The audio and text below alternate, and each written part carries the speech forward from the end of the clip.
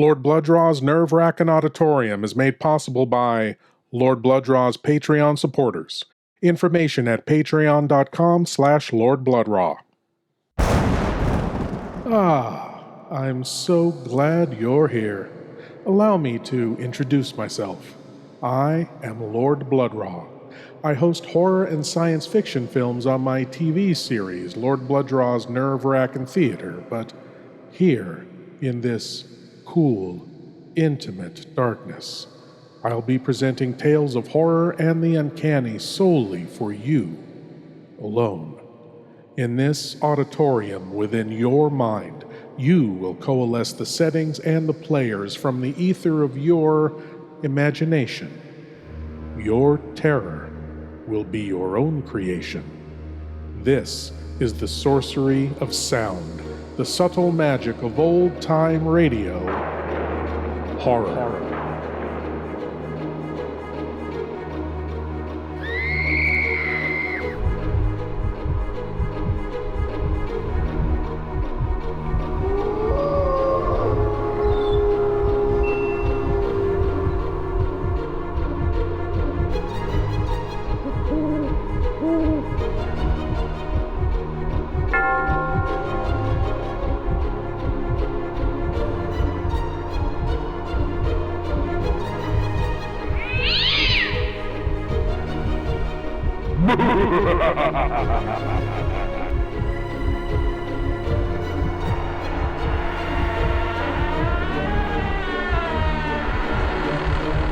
Please leave your eyes at the door.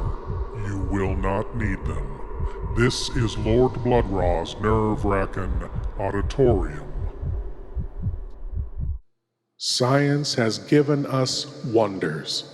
A better understanding of ourselves and the stars, ways of seeing, hearing, and experiencing at a great distance, and many miraculous ways to delay death. Delay death, yes, but still it inevitably comes, and as yet, science cannot prevent it, nor can it bring a living being back from death. Yet. Here, then, is a cautionary tale featuring the great Boris Karloff, Death Robbery, from Lights Out. Hideous things come out of the darkness to prowl the tortured earth. Evil hands stretch forth to seize. Evil eyes are watching. Unholy voices whisper and quarrel in the fearful silence. Death stalks. Loathsome, horrible death. Dare you put out your lights and listen to Boris Karloff in a story of horror in the deepening darkness? Dare you listen to Lights Out?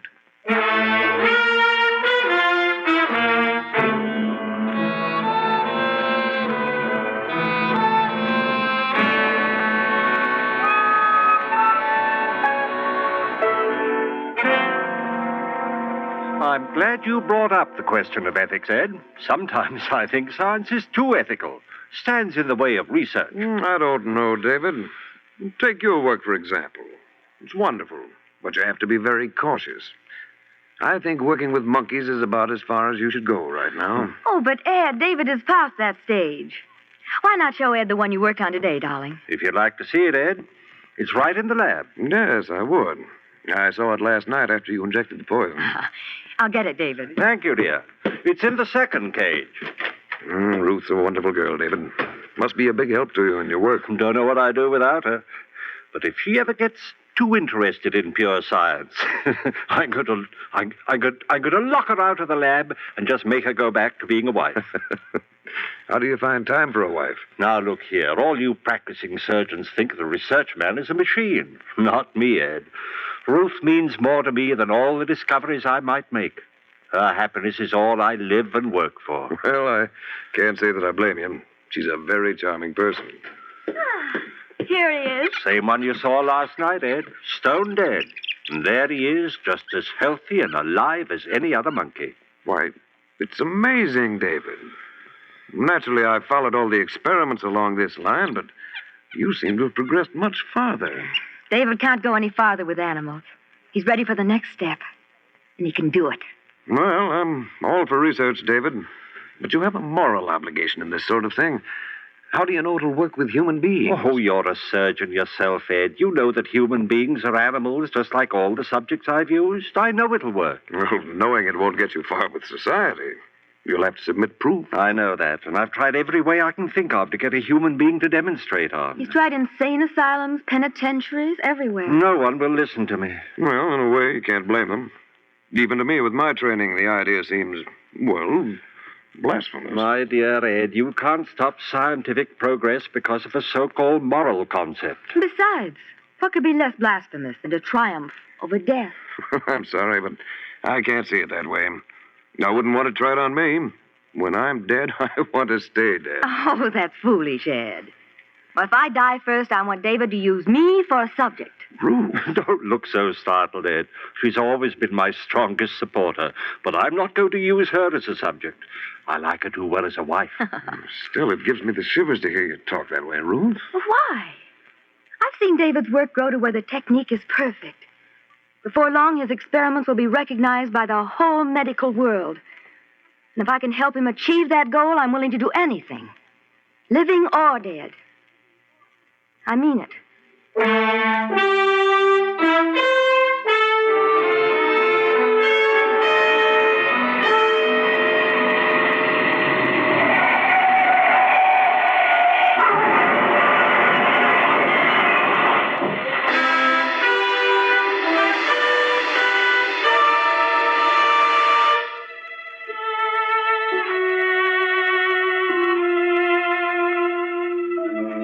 She said she wanted to do it, Ed, living or dead. David, you're surely not going to hold her to that. Not now. Of course I am. She meant it. But I called you over here tonight, Ed, because I need help.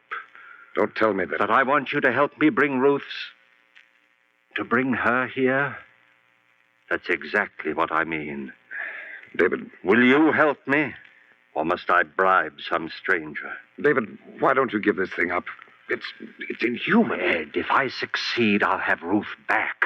Don't you see how much it means? Well, yes, if you're successful. Oh, I've no doubt about that. Look, I've got my laboratory record. 714 times I performed the experiment on guinea pigs, rabbits, monkeys. 714 times it's been successful. Don't you see? But, David, this is no laboratory experiment. Ruth was your wife. She is my wife. The only woman I ever loved. That's why I want to bring her back here and start her breathing and living again. There's an ugly name for what you're asking me to do, David. I know. Grave robbery. But there's a better name for it, Ed. Death robbery. We'll rob old man Death.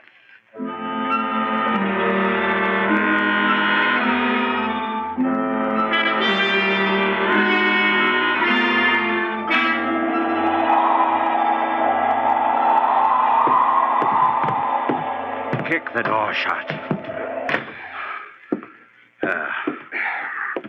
On the operating table. I must say you're completely equipped. It's surgery just as well as a lab.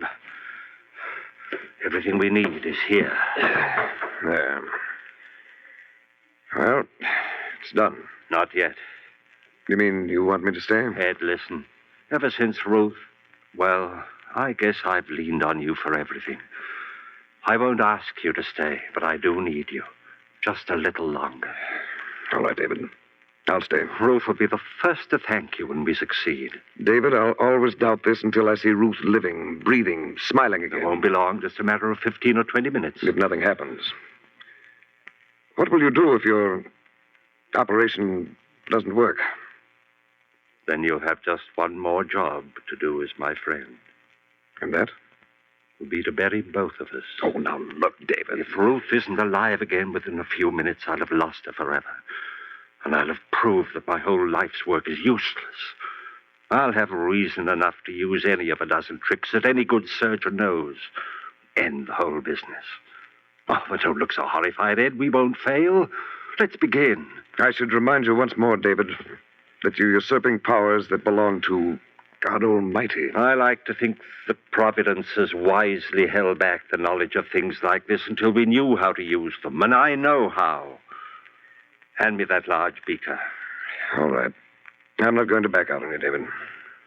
What shall I do? Do. You'll work as you haven't worked in surgery before. Thank heavens I've got your skill on my side. Now then, first strap the spigometer on her arm. I just happened to think of something. Keep moving. This is all a matter of timing. Yeah, but, David... Here are your instruments. I want the incision right here where I'm shaving the hair. Make a small incision just at the fontanelle while I prepare the solution. David, have you considered... Please, work fast. But, Dave... What? She was embalmed, you know. Of course I know that. I've something to replace the blood and counteract the fluid. It's ghastly. Finish the cut. I know what I'm doing. Well, that's all for the incision, but after all... Work nice. Now cut away the dura mater. Entirely? Leave the brain exposed? Yes, I'll fix that. I've done it 700-odd times. This is no guinea pig or monkey. Well, I hardly need reminding. Sorry. What's that? A compound I've synthesized myself. What is it? I call it digamma-paradiamine. Oh, I know that isn't chemically correct, but it's as close as I can get to it. I knew that something like it must exist. It took 3 years to track it down. It took me that long to make the first drop of it. Oh, you know what you're doing, all right. Yes, I do. Now then, if you're finished, take the leads from that storage battery there and attach the positive to the silver plate on the shelf. Put that at her feet. I feel as if I were doing something unholy. Place the tip of the negative in the incision you made in the skull. Be sure the tip of the wire actually penetrates the pia mater. David, what if you bring her back? I will bring her back. But what if you bring her back and find she comes back without her soul? What? Her soul? Yes. You're a surgeon, and you believe in a soul? Well, I hesitate to say there is no such thing. You've seen a good many deaths, haven't you? Have you ever seen any evidence that the soul escapes at death? Perhaps I couldn't recognize the evidence. Let's put it this way, then. If there is any soul, it either leaves the body or stays with it at death. Now, no reputable surgeon or physician has ever been able to report the slightest evidence of the soul's having left the body. So, the soul, if there is a soul, must stay with the body, a part of it. I'm ready now, if you've finished. Everything's set. Good. Close that switch, then, at the battery. Watch the meter and keep the current between plus and minus 5 of 150. There's a rheostat on the edge of the table. All right? All right. Now, I'm going to inject 10 cc's of adrenaline in the brachial artery. Adrenaline? Adrenaline and something else. There. God, she's beautiful, Ed. Yes. She was. She is. You'll see her in a few minutes, just as she was. I wonder what you'll have to tell us. Nothing. Death is only a transcendental sleep. Do you really believe that, Dick? Oh, well, what's the difference? How's the current? Now, let's see. What? Let's jump to 180. Good. Bring it back to 150. That's the result of the injection. On a dead body? Let's say suspended animation. There are still a few things in surgery you don't know, aren't there? I never dreamed of a reaction like that. I'll show you more. Help me swing this lamp over here. But... Let the ammeter go. It'll hold steady for a minute now. But it might jump again. No, it won't. I've been all through this before. The reactions are exactly the same as the others. And this lamp? X-rays? No, it's a modification of the cathode ray. And just another of my developments. I call these theta rays. Why do you call them that? Well, most rays are named for the first few letters in the Greek alphabet. Alpha, beta, gamma, and so on. Well, that explains theta. Didn't you say theta? Yes. But theta was called the letter of death by the ancient Greeks. Well, that's right. It was the first letter in the word thanatos. Death. I see. A theta without death. Maybe I was too sentimental. Maybe. At least human for once. Let's not argue. Here goes the ray. Now, quickly, the solution. Inject it? No, pump it. I built this pump especially for it. There's the pump switch, Ed. Here? Yeah. Turn it on and watch the ammeter. Okay. It's jumping. How far? 155. Let it go. 160. 170. Hold it there. It'll stay there now. Listen carefully. Yes. As soon as I turn off the pump, I want spigma readings. But there won't be any blood pressure. Wait and see. Give me a reading each time I ask for it and take them carefully. Are you ready? Oh, this is fantastic. I'm ready. Okay. Reading. Systolic 0. Diastolic 0. That's all right. It'll take a few seconds. Now. 40. My God. Diastolic. Hurry. 0. Aortic valve is still open. I'll turn off the ray. Reading. 48. Over 42. David. Not yet. Now the stopwatch. 7 seconds after I say go, I want the systolic. Now you have it? Right. Ready. Now, go.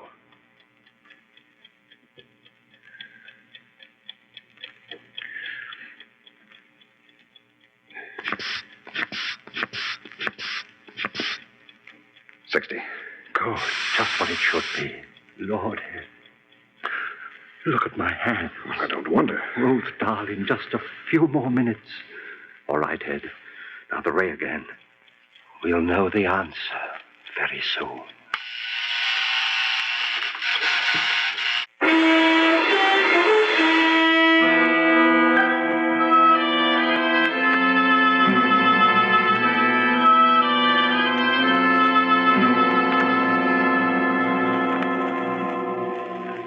How long do you use the ray this time, David? Not long. Give me a reading. 68. Over 67. Now. 70. Diastolic. 68. Now. David. 118. 76. Close. Now. 120. That's it. 80. The stethoscope. Quick. Here. Listen.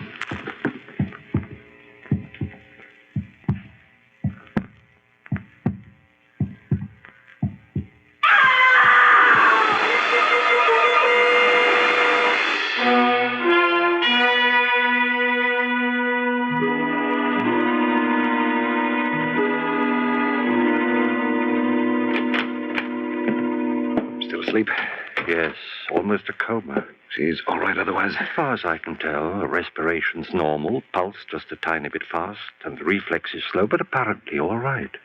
David, I feel I must apologize to you. Apologize? Why? Well, for doubting you, I suppose. You'll learn to believe me. Very calm in the face of all this. Do you realize that you've performed a miracle? A miracle? I brought my wife back to me, as I promised her. It's an unholy thing, but we've conquered death. Is that unholy? we have conquered death. May God forgive us. She'll only wait now. How long has she been asleep? Let me see. 11 hours. Hasn't spoken at all? Not since that first scream, when she fell asleep. Have you given her anything? Just a few drops of brandy. Have you tried to wake her? No, but I think I'll try now. Oh, wait a minute before you do. Why? Well, I hate to keep harping on this business about a soul, David. I realize this is no place for a philosophic discussion, but I can't help wondering why Ruth screamed when she first came back to life. I think there's a logical explanation. After all, it must have been a physical shock. Well, that's true. It must also be true that there was a great mental shock involved. I think that's why she screamed, and I'm wondering whether there's been a permanent effect on her mind. Or, as I prefer to think of it, her soul. Oh, you're simply borrowing trouble, Ed. I've never seen any sign of permanent damage in my other experiments. Don't forget that Ruth was a human being. Well, there's only one way to find out. I'm going to wake her. You're not afraid? Afraid? Of what? Ruth. Ruth? Wake up, darling. Ruth, dear, it's David speaking. Wake up, dearest. Ruth. Ruth. There, darling. No wonder it scared a poor girl. Ruth, it's David, dear. I kept my promise and you're alive again. Oh, you're all right, honey. It's David. You're... Ruth. Ruth. David, what's the matter? Ruth. God, Ed, her mind. No, David. Her soul.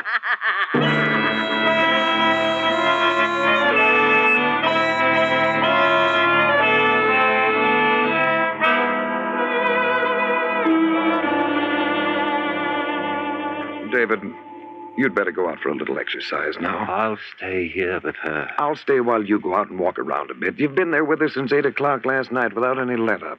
Go on, I'll stay. Ed. I know, old boy. I'd give anything myself if we could undo what we've done, but... Ed, what can I do? Well, there may be something. Let's try an experiment when she wakes up again. What kind of an experiment? Well, let's see if we can talk to her, get her to say anything. If we can get a flicker of intelligence, maybe we can teach her, build up from a small fragment.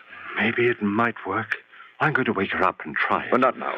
Why don't you take a walk, relax a little, and get something to eat while you're out? Eat? I can't eat. I'm going to wake her. Ruth. Ruth. David, why not let her sleep? She's waking up now. Ruth. Hello, Ruth. Are you waking up? Poor child. Poor child. There. She repeats after me. A little. Maybe it will work, Ed. Ruth. David. It works. Seems to. Ruth, say I want a glass of water. Seems to. I want a glass of water. Water. It's too long for her. Ruth. Say, Ruth loves David. David. Ruth loves David. Loves David. Ruth loves David. Ruth loves David. Ruth loves David. It's working, Ed. Maybe. But what is she thinking? I don't know. No. Ruth, stop it. Stop it. Wait a minute, old man. Ruth loves Too much for you, tired as you are. Go on out and take a little walk, and I'll work with her for a while.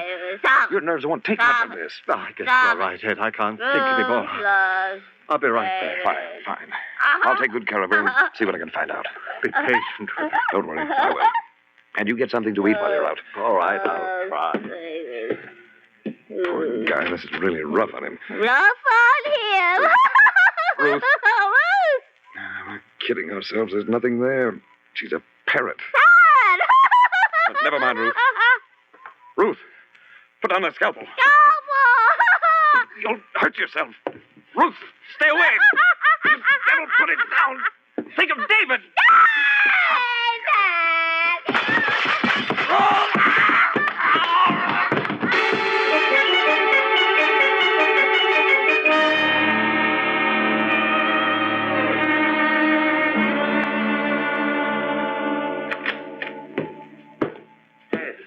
Ed. Here it is. Ed, for God's sake, what happened? Ruth. Scalpel. I'll get something and fix you right up. Wait. No use. Now, look. Doctor. Artery. No hope. Ed. All right, Doctor. Your diagnosis is correct. A minute or two left. Ruth's hiding. Watch out. No soul. She'll kill you, too. What have I done, Ed? Everything I've done is wrong. Oh, wonderful technique, Doctor. Congratulations.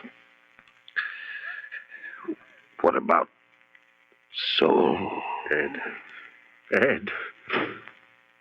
Ruth. She's somewhere in the house. What if she gets out and a scalpel in her hands?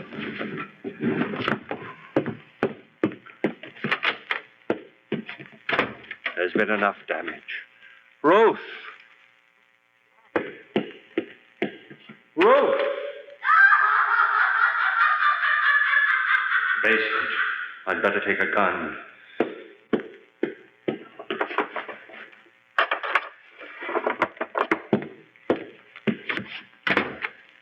Ruth!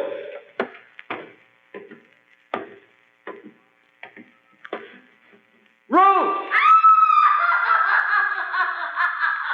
Wish I had more light.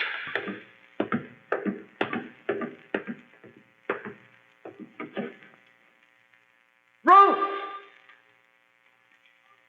Ruth!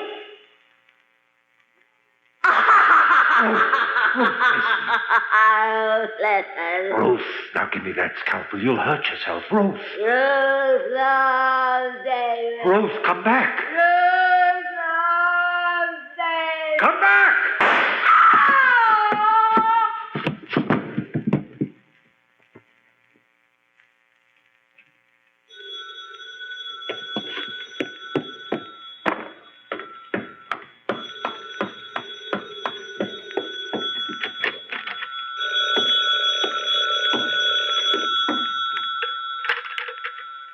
Hello?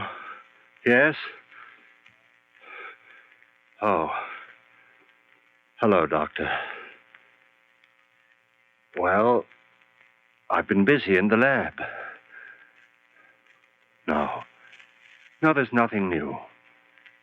Just an experiment. No. Like so many experiments, it just didn't work out.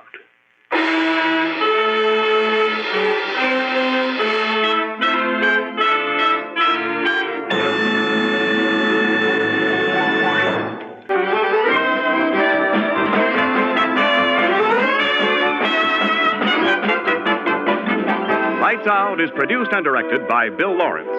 The script is by Paul Pierce and Willis Cooper.